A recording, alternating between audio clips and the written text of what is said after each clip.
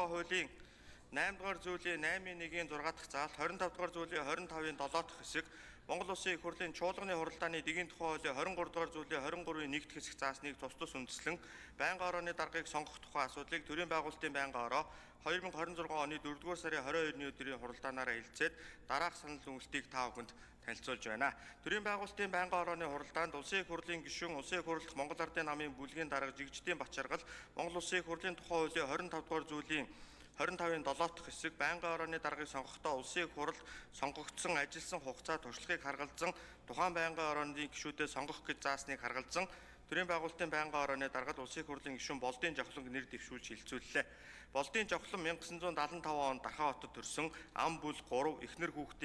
хүүхдүүдийн хамт амьдардаг. 1990 онд Дархан хотын 17 дугаар дунд сургууль, 92 онд Сүхбаатар аймгийн 1-р дунд сургууль, 97 онд Монгол Улсын их сургуулийн эдийн засгийн сургуулийг банкны эдийн засгт мэргэжлэр, 2008 онд Америкийн нэгдсэн улсын Калифорни их сургуулийн Riverside хэлний сургууль, 2009 онд Америкийн нэгдсэн улсын Индианагийн их сургуулийг тус төгссөн. 1997-оос 99 онд Монгол банкны хяналт шалгалтын газрын хянан шалгагч, 1990-с 2000 онд Монгол банкнаас Хаан банкнд бүрэн эрх төлөөлөгч, эрх хүлээн авагч, 2000-аас 2004 онд Монгол банкны хяналт шалгалтын газрын ахлах хянан шалгагч, 2004-өөс 2006 онд Худалдаа хөгжлийн банкны үйл ажиллагаа эрхэлсэн захирал, 2006-аас 2007 онд Худалдаа хөгжлийн банкны дэд ерөнхийлөгч, 2010-аас 2016 онд Монгол банкны тэргүүн дэд ерөнхийлөгч, 2016 оноос Монгол Улсын их хурлын гишүүнээр 3 удаа сонгогдсон ажиллаж байна. 2016-аас 20 онд Монгол Улсын их хурлын нутгийн удирдлагын дэд хорооны дарга, 2020-оос 21 онд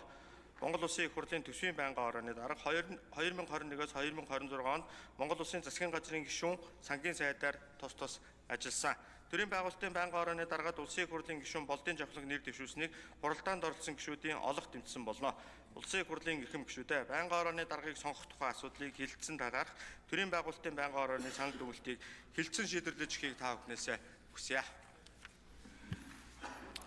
За, Баярбат гишүүнд баярлалаа. Хүний хөгжлийн бодлогын байнгын